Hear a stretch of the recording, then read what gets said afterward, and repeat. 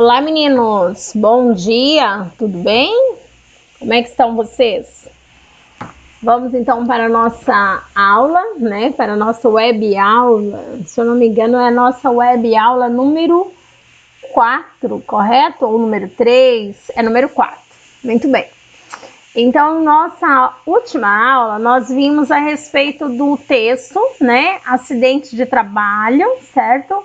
E a prof pediu para vocês fazerem, então, a atividade, a interpretação desse texto, né? Da página 97 e 98.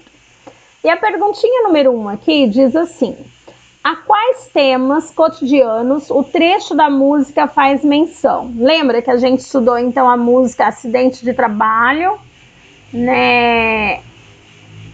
Aquela música lá atrás, tá? A crônica Acidente de Trabalho e também a música chamada Crônica. Até coloquei um trechinho para vocês na aula anterior, correto? Então ele está perguntando.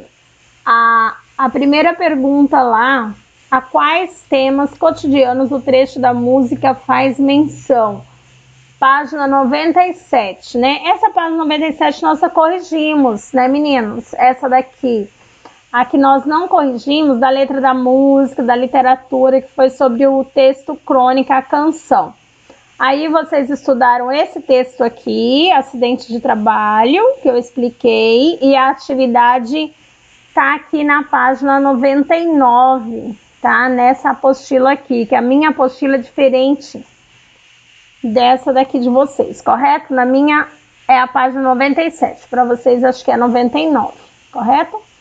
Então a pergunta diz assim: agora, com base na leitura do texto, responda às questões. Apenas pelo título do texto, acidente de trânsito, e pensando no fato de o suporte de circulação ser o jornal, o que você esperaria ler?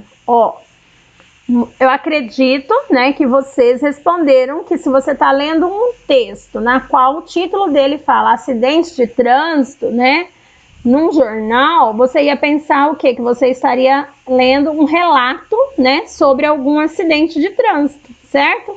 Eu imagino que vocês colocaram isso. Relato sobre um acidente de trânsito, tá?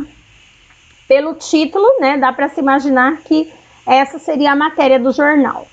A número 2 diz: com base no primeiro parágrafo do texto, as expectativas criadas pelo título são ou não correspondidas? Justifique sua resposta, considerando as características do gênero identificadas no trecho.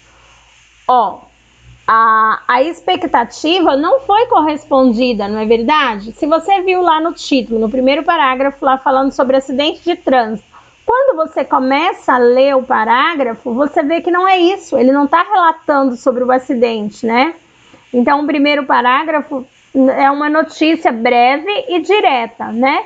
Mas é uma narrativa e não um relato sobre um acidente, tá? Então, a expectativa é quebrada, correto? Tá? Vocês podem colocar lá que as expectativas não foram correspondidas, né? Com base no primeiro parágrafo, você espera ler uma notícia e o que você lê lá é apenas uma narrativa em primeira pessoa, certo? A número 3 diz assim: o que indica ou que efeito causa o uso do nome das ruas no texto, tá? Vocês viram que lá o texto traz o nome das ruas. O uso do nome das ruas no texto, ele causa a sensação de se tratar de um caso contado a leitores que conhecem o local, né? Então, é alguém que familiar, no qual aquelas ruas parecem familiar a ele, porque ele conhece as ruas, né? Então, é um caso contado a leitores que conhecem o local. Parece que o autor relata algo ocorrido numa conversa informal, né? Então, você está conversando com alguém que conhece as ruas vai tratar para vocês. Então, o efeito do nome das ruas causa essa informalidade, né? E também familiaridade com o local ocorrido. Número 4. A número 4 pergunta: o primeiro parágrafo do texto já sugere o que acontecerá a seguir. Como isso acontece? Olha só, sim, o primeiro parágrafo sugere que vai acontecer um acidente, né? Com um Fiat Palio branco, indicado pelo modo irresponsável que o motorista dirige, certo? Então é isso que ele indica lá no primeiro parágrafo. E aí como que acontece? Acontece o acidente, como a gente vê durante o texto. A número 5, ele pede para você marcar verdadeiro ou falso para as afirmações. O texto é escrito na terceira pessoa do plural? Falso, né? A crônica não é escrita na primeira pessoa, na terceira pessoa do plural. O segundo parêntese lá. A crônica acidente de trânsito apresenta escrita breve e objetiva típica do jornalismo? Não, né? A crônica, ela apresenta o quê? Uma escrita detalhada, narrada, tá? Então, totalmente fora do tipo de texto do jornalismo, né? A gente já viu anteriormente quais as características do jornalismo, lembram? Acidente de trânsito trata de um tema próprio do jornal, mas de maneira literária? Sim, verdadeiro, né? Todos os dias, se você pegar o jornal, se você ligar a TV, você vai ver alguma notícia sobre acidente de trânsito, né? Então é algo corriqueiro, que está sempre no jornal. Mas nesse caso aqui da crônica, está escrito de uma forma literária, de uma forma narrativa. O último parêntese, o autor do texto relata um acidente, mas de maneira pessoal, marcando sua presença no texto? Sim, verdadeiro, né? Na crônica, geralmente, o narrador, ele é chamado de narrador personagem, tá? Ele acaba que está inserido dentro do próprio texto, da própria crônica, correto? A número 6, aqui na página 98, né? Correto. Diz assim: podemos dizer que o relato é contado por um narrador personagem, pois quem nos conta a história também participa dela. Acabei de falar essa resposta para vocês, né? Que sim, né? Esse é um recurso típico, né, da crônica, tá? Sim, o relato ali é o narrador personagem e é típico das crônicas, né? Então a crônica geralmente ela usa esse recurso do narrador personagem, correto? E é típico das narrativas, tá bom? Número 7. Os elementos no texto, como narrador, espaço, enredo, personagens e tempo, são próprios dos gêneros da esfera jornalística? Olha, os recursos adotados no texto, sim, são próprios de gêneros da esfera jornalística, tá? Costumam ser expositivos, argumentativos, objetivos, de linguagem clara, com a finalidade de transmitir informações, né? Inclusive, se vocês voltarem lá naquela nossa aula, onde vocês fizeram a apresentação dos jornais na sala, nós discutimos e tratamos sobre as características do jornalismo. Lembra que vocês tinham que ser imparcial, objetivo, nas notícias narradas e nas notícias escritas? Estão lembrando? Eu estou lembrando bem aqui da apresentação do grupo do Iago aquele dia, né? Conseguiu fazer isso assim perfeitamente bem, tanto na parte escrita quanto na parte oral. Número 8. Após presenciar o acidente, quem conta a história diz seguir despreocupado por avistar uma brigada militar? Por que ele se sentiu assim? Porque acreditou que os policiais haviam presenciado o acidente, né? E tomaram todas as providências necessárias para ajudar a vítima e repreender o culpado, fazendo-o responder pelos seus atos, tá? Então, após presenciar o acidente, ele seguiu despreocupado porque ele acreditou, né, que a brigada militar estava vendo tudo e ia tomar as providências cabíveis. A número 9. A brigada militar correspondeu às expectativas do narrador? Por quê? A brigada militar não correspondeu às expectativas de quem conta a história. Porque um dos policiais conhecia o causador do acidente e fez aquela ajudinha, né? Deu aquela ajudinha, coloque em aspas aí ajudinha, tá?